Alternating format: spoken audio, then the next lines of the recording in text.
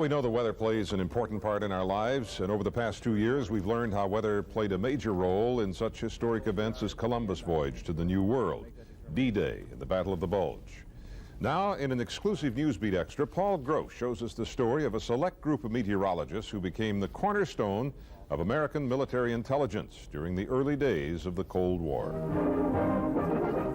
The end of World War II ushered in a new era for its victors, and America watched as its great Russian ally quickly turned into the Soviet enemy.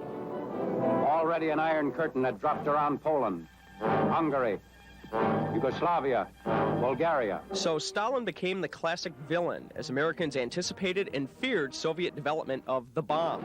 Some of you no doubt remember bomb shelters and the scary civil defense drills. In the meantime, Washington had big concerns of its own. You see, 45 years ago, direct monitoring of Soviet bomb tests was nearly impossible. Then, along came the 57th Weather Reconnaissance Squadron. Colonel Glenn Bradbury was an original member of the 57th, which was based in Hawaii, and he now shares his top-secret story for the first time. When we got to Hickam, the idea that was broadcast to the public was that we were going to take weather observations and that would enhance the meteorological profile of that area. Our main purpose, our real purpose, hidden under secrecy, was to survey the atmosphere for radioactivity that might be emanated or emitted from the testing of bombs in Siberia. So we made the assumption that if any nuclear or bomb or atomic bomb exploded, much of the debris would rise up high enough in the atmosphere. Some of it might get up almost to the stratosphere, but certainly would be carried eastward on a flow.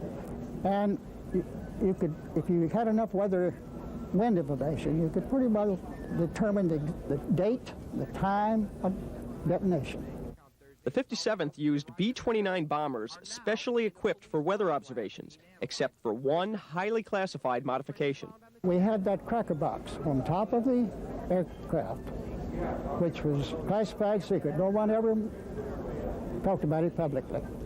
But in that box was a system of filters. Filters that would capture radioactive particles during the grueling 2,600-mile missions. Those filters, maybe 18 or 20, would be turned in to the Hickam base, and we'd never know whether they picked up any radioactivity or not. But we kept on doing it. So evidently, there were some results.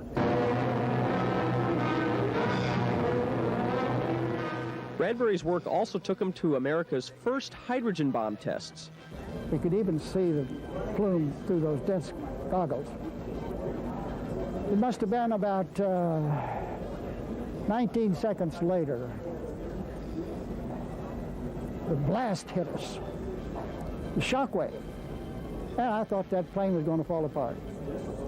And that was 13 miles from the point of detonation. It was just beyond my comprehension to see such energy release. The destructiveness is no comparison. I've seen an island disappear. Current technology, of course, has taken much of the guesswork out of monitoring our enemies, but isn't it interesting that a group of meteorologists helped America weather the Cold War's earliest days? In Detroit, Paul Gross, Newsbeat.